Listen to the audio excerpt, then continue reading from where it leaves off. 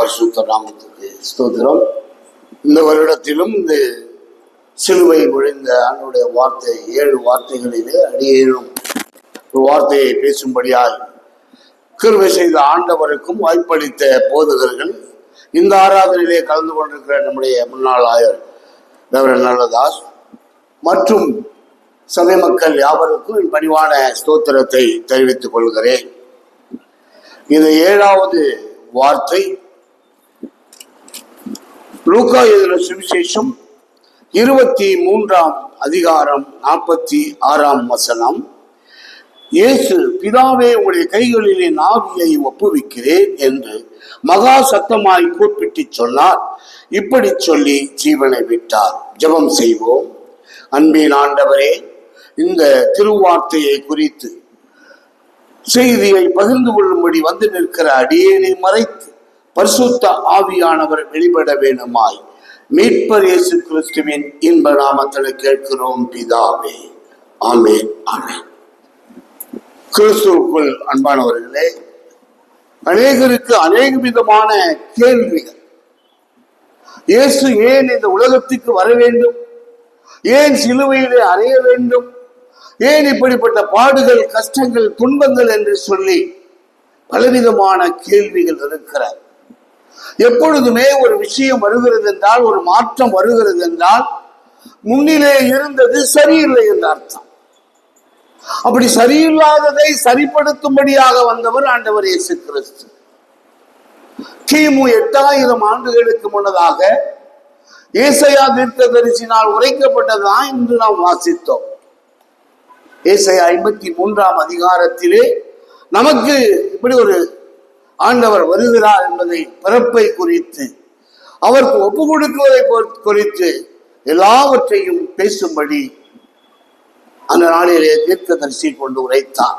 அப்படி என்னையெல்லாம் சரியில்லாமல் இருந்தது என்று சொன்னால், எல்லா மனிதனுக்காக கொடுக்கப்பட்டதுதான்.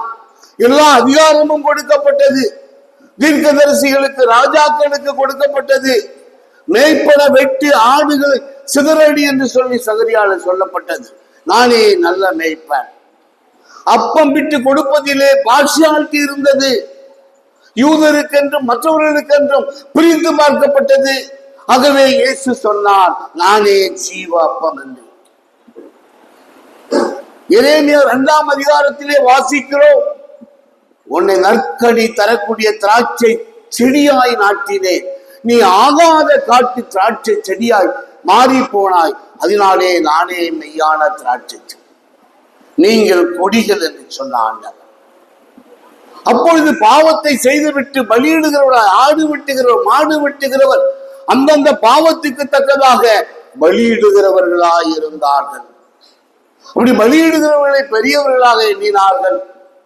பலியிடுவதிலே வித்தியாசம் இருந்தது. ஆகவே தான் ஆண்டவர் இந்த உலகத்திலே மனுஷ குமாரனாய் வந்து தம்மை ஒப்பு கொடுக்கும்படியாய் வந்தார். அது யோவான் எழுதின சுவிசேஷம் 1ஆம் அதிகாரம் 29ஆம் வசனம் இப்படியாய் சொல்லுகிறது, இதோ உலகத்தின் பாவத்தை சுமந்து நிற்கிற தெய்வாட்டுக்குட்டி வருகிறார் என்று சொல்லி யோவான் ஸ்நானகனால் பிரகடனப்படுத்தப்பட்டது.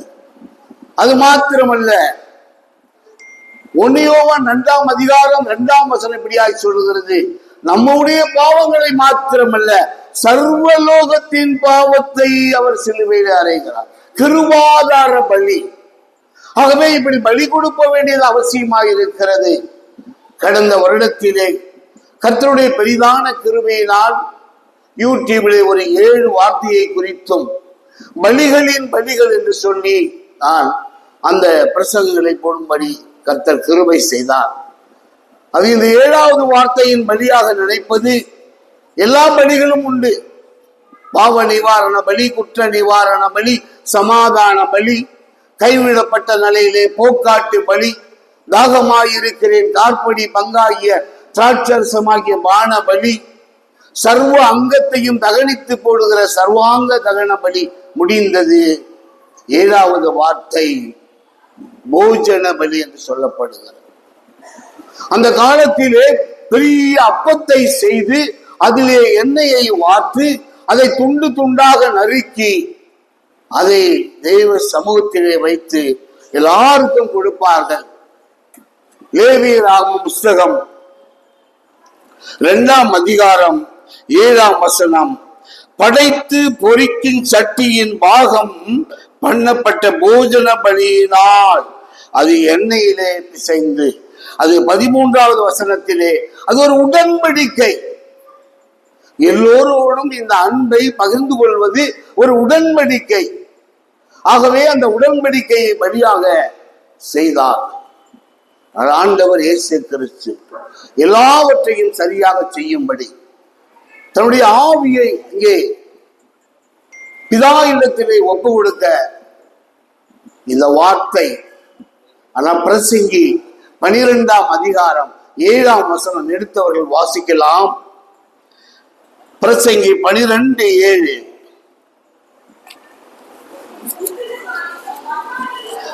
இவ்விதமாய் மண்ணானது,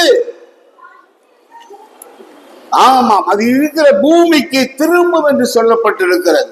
அது அவர் சொல்லுகிற பொழுது இந்த பாடி டஸ்ட் என்று சொல்லப்படுது.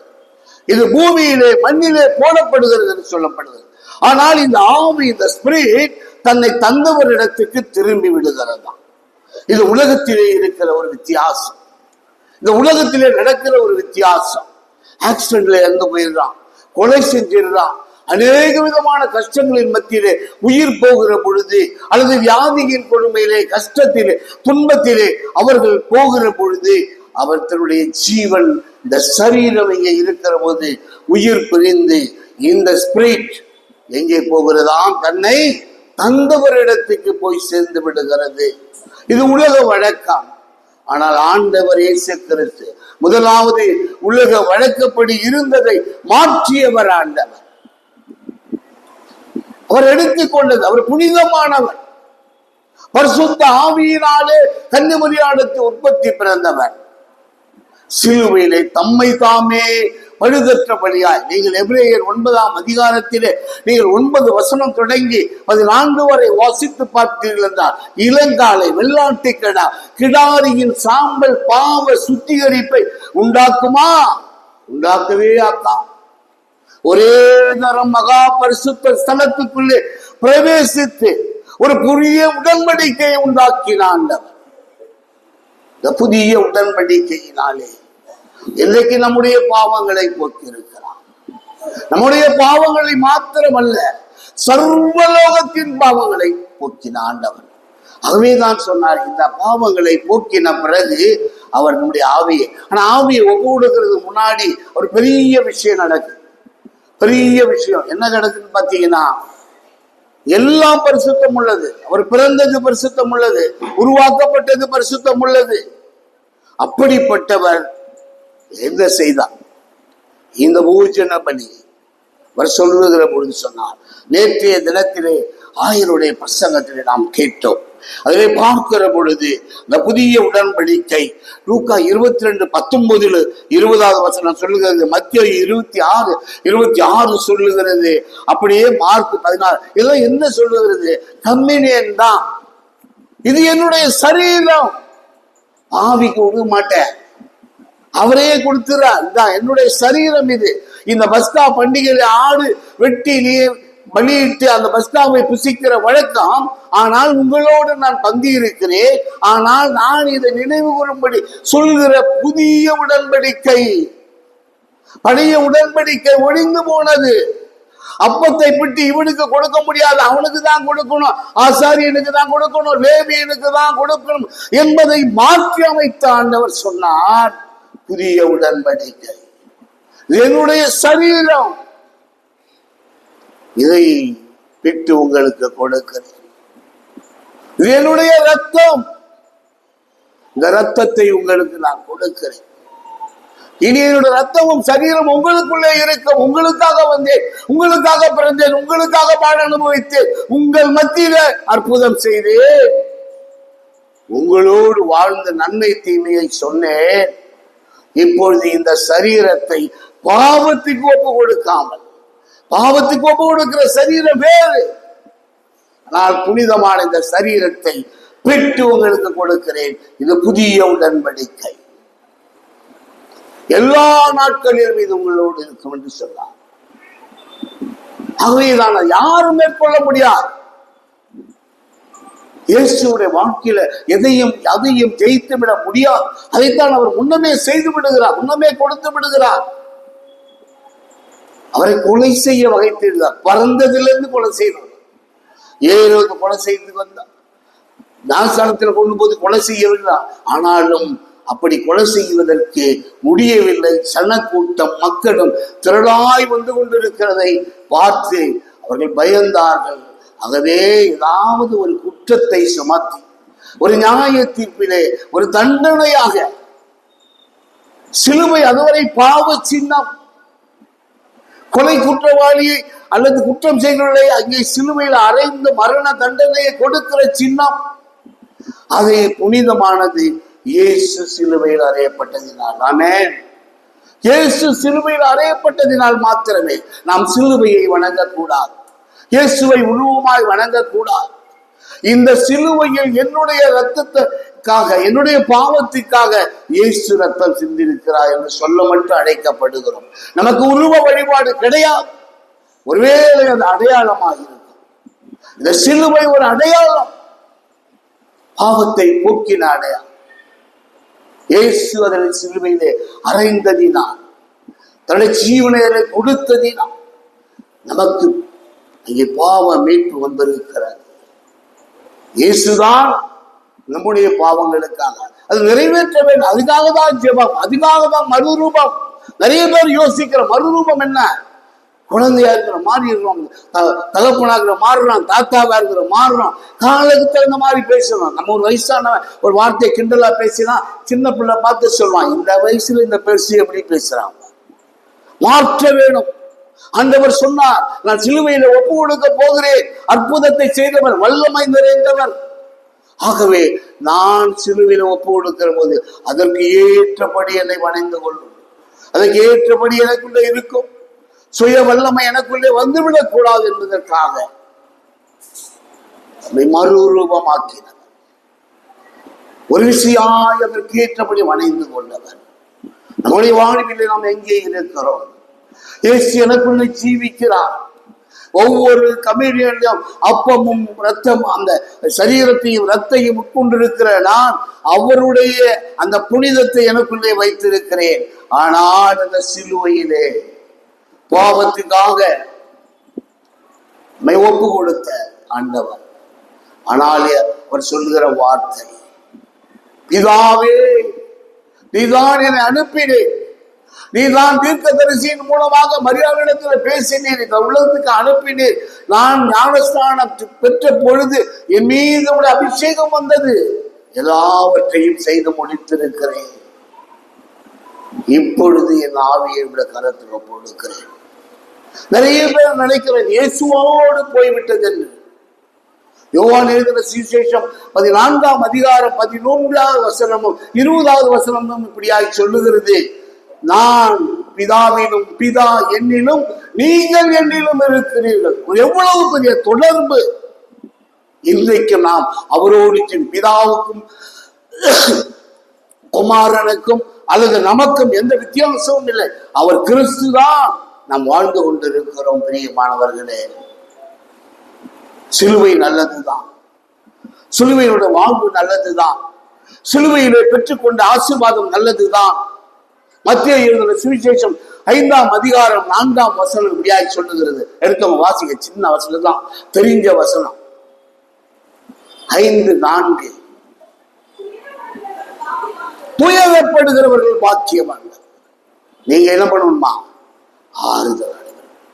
துயரப்படுகிறவர்கள் பாக்கியவான்கள். ஆனால் நாம் துயரப்பட அழைக்கப்படுகிறோம். சில பேர் சொல்றாங்க, என்னையா இனி கூப்பிடையில போய் சந்தோஷம் இல்லாம கஷ்டம், புரிதல் இல்லை. இவ்வளவு பெரிய ஆலயத்தை மிஷனரிமார்கள் கட்டி கொடுத்தார்கள், மகிழ்ச்சி தான், சந்தோஷம் தான். இதை கட்டுவதற்கு அவர்கள் என்ன பாடுபட்டு இருப்பார்கள், என்ன கஷ்டப்பட்டு இருப்பார்கள், என்ன வேதனைப்பட்டு இருப்பார்கள். இவ்வளவு போக்குவரத்து இல்லாத காலத்திலே கப்பல் வழியாக இவ்வளவும் கொண்டு வந்தார்களே. இன்னைக்கு நீங்கள் பார்க்கிற இந்த மரம் எல்லாம் இங்க வந்து டெஸ்க், அங்க இருக்கிற பெஞ்சு, 9 சேர், டைனிங் டேபிள் எல்லாம் இங்க இடிக்கப்பட்ட மரத்திலிருந்து செய்யப்பட்டது.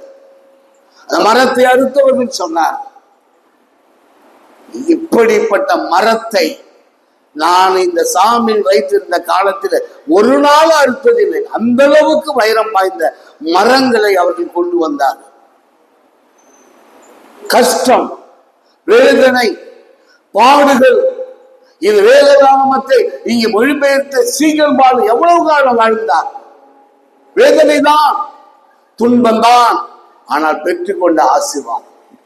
நிறைய பேருக்கு பெற்றோர் சொன்ன, இந்த வீடு இப்படி தெரியுமா, எங்க அப்பா எவ்வளவு கஷ்டப்பட்டு கட்டினார் தெரியுமா, அவரை துயரத்தை நினைக்கணும், தகப்பன் பட்ட கஷ்டத்தை நினைக்க வேண்டும். யார் மூலமா இந்த ஆசீர்வாதத்தை பெற்றுக்கொண்டோம் என்று துயரப்பட அழைக்கப்படுகிறோம். இந்த ஆசீர்வாதம் வெகுமனே வந்ததல்ல. பாடுகள் மத்தியில, கஷ்டங்களுக்கு மத்தியில, வேதனைகளுக்கு மத்தியில, துன்பங்களுக்கு மத்தியில வந்த ஆசீர்வாதம். ஆகவேதான் நீங்கள் துயரப்பட அழைக்கிறீர்கள். இயேசு எனக்காக சிலுவையில் அறையப்பட்டார். இயேசுவின் பாவத்துக்காக, இந்த உலகத்தின் பாவத்துக்காக தன்னை வழியாக ஒப்பு கொடுத்தார்.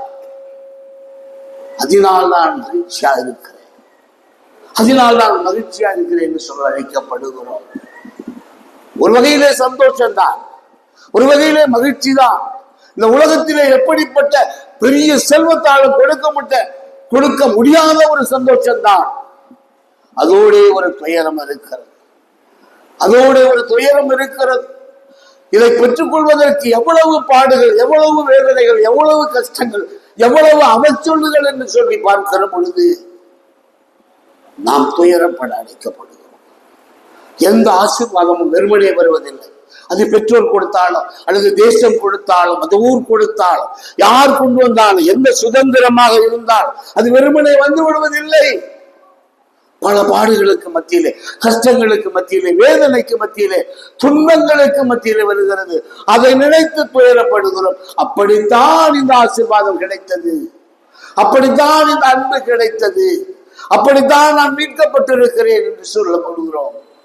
எனக்கு இது நினைக்கிற போது ஒரு பழைய பாடல் ஞாபகத்துக்கு வருகிறான். நான் பேசுவதற்கே எனக்கு நேரம் போதாது, அதனாலே நான் அதிகமாய் பாடுவதில்லை. ஆனால் ஒரு பழைய பாடல் எனக்கு ஞாபகம் வருகிறது.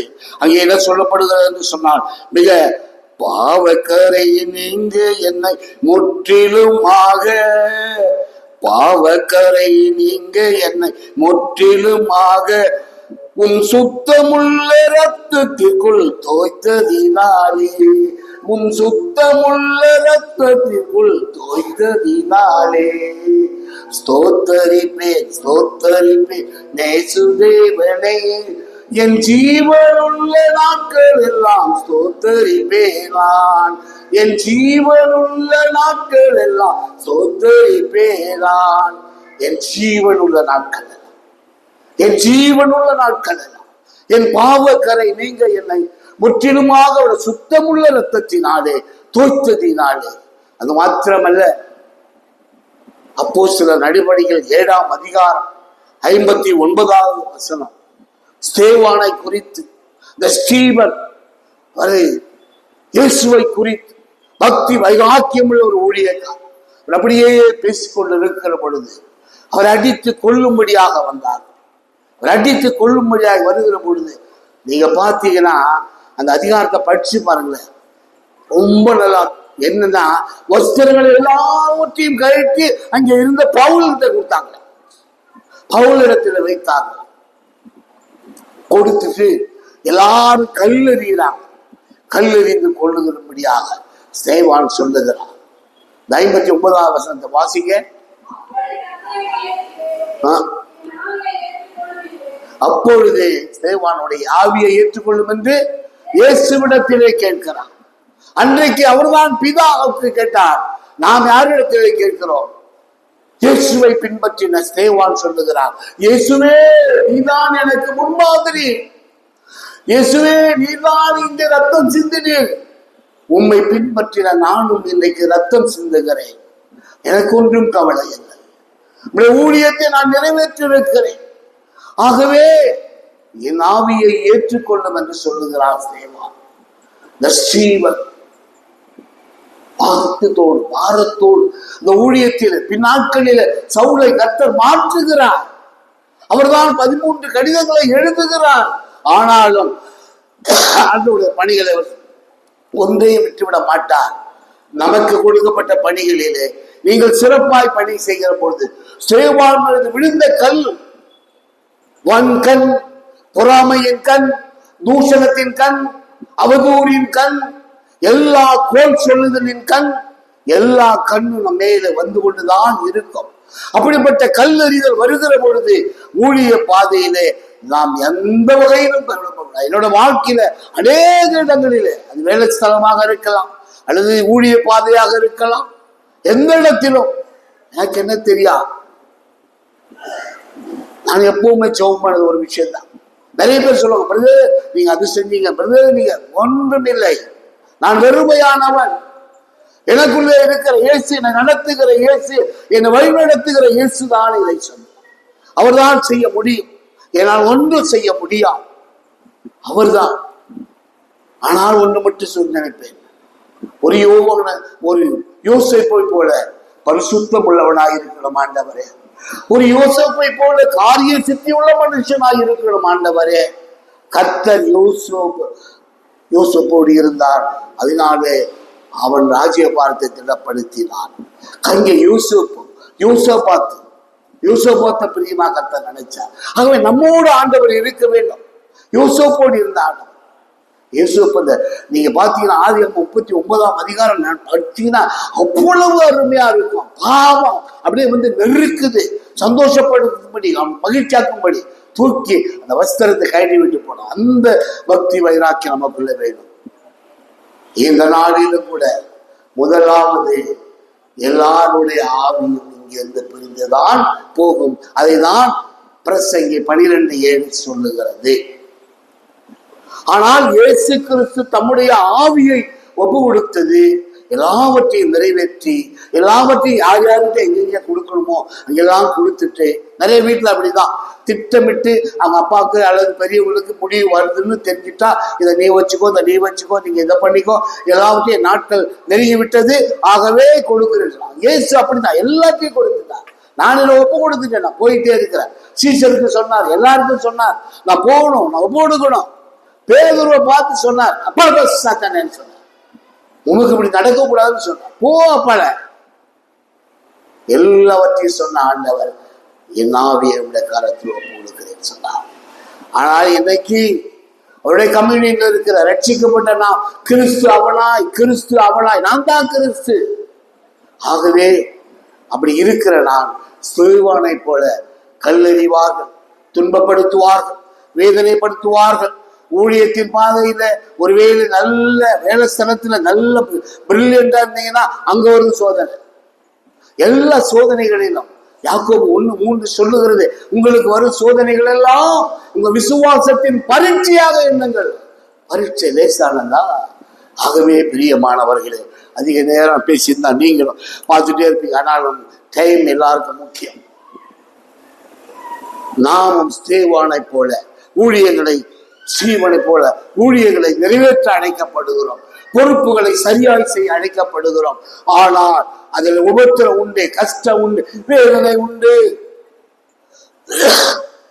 நீங்க எந்த வேலை செஞ்சாலும் அப்படி ஒண்ணு சர்வசாதாரணமா யாரும் பொழுதுற மாட்டாங்க. நம்ம வேலை போயிட்டே இருக்க வேண்டியதுதான், நம்ம வேலை செஞ்சுட்டே இருக்க வேண்டியதுதான், அவர் நடத்துவார். ஆகவே குடும்ப வாழ்க்கையா இருக்கலாம், அல்லது வேலை ஸ்தலமாக இருக்கலாம், அல்லது நீங்க எந்த இடத்துல ஊழியம் செய்தாலும் உங்களுக்கு இப்படிப்பட்ட நிலைமை வந்தாலும் இயேசு என்னோடு கூட இருக்கிறார். என்னுடைய ஜீவனை அவர் கையில கொடுக்கிறார், என்னுடைய ஆவியை அவர் கரங்களில கொடுக்கிற வரை நான் சரியாக நிறைவேற்றுவேன், சரியாக வெற்றி காண்பேன் என்பதுதான் இந்த நாளினுடைய எனக்கு உங்களோடு பகிர்ந்து கொள்ளும்படியால், உங்களோடு கேட்கும்படியால், விண்ணப்பிக்கும்படியான வார்த்தை. கர்த்தர் தாமே இந்த வார்த்தை வசனங்களை ஆசீர்வதிப்பாராக. ஜெபம் செய்வோம். அன்பின் ஆண்டவரே, சற்று நேரம் அடியேனை மறைத்து நீர் வெளிப்பட்டிருக்கிறீர் என்று விசுவாசிக்கிறோம். வார்த்தையை அனுப்பினவர் நீர். அந்த வார்த்தை உள்ளங்களிலே கிரியை செய்யும்படி, இன்னும் விசுவாசத்தை தூண்டும்படி, அவர்கள் எந்த சூழ்நிலையில இருக்கிறார்கள், எந்த வேதனையில் இருக்கிறார்கள், எந்த பாடுகளுக்கு மத்தியில இருக்கிறார்கள், எந்த அவச்சொல்லுகளுக்கு மத்தியில இருக்கிறார்கள், அல்லது எந்த பாவத்துக்கு மத்தியில இருக்கிறார்கள் என்பதை மனுஷர்கள் அறிவதில்லை. நீர் அறிவு. எல்லாவற்றிலும் இருந்து மீட்டு உடைய வல்லமையை வெளிப்படுத்தும். இந்த நாள் எங்களுக்காக நீ சிலுவையை சுமந்து எங்களுக்காக ரத்தம் சிந்தி உலகத்திற்காக கொடுக்கப்பட்ட இந்த விடுதலை நாங்கள் மாத்திரம் பெற்றால் போவாது. இந்த தேசம் பெற்றுக்கொள்ள வேண்டும், இந்த தமிழ்நாடு பெற்றுக்கொள்ள வேண்டும், இந்த சென்னை பட்டணம் பெற்றுக்கொள்ள வேண்டும். நாளுக்கு நாள் பாவம் பெருகிக் கொண்டே இருக்கிறது. பாவத்தை போக்க அவர்களோடு நீங்க பேசுங்க, எங்களை கொண்டு பேசுங்க, யாரை கொண்டாலும் இதை செய்யுங்க. தொடர்ந்து ஆசீர்வதியும், பலப்படுத்தும், பொறுப்படுத்தணும். இயேசுவின் நாமத்தில் பிதாவே, ஆமென், ஆமென். ஸ்தோத்திரம். எல்லாருக்கும் நன்றி.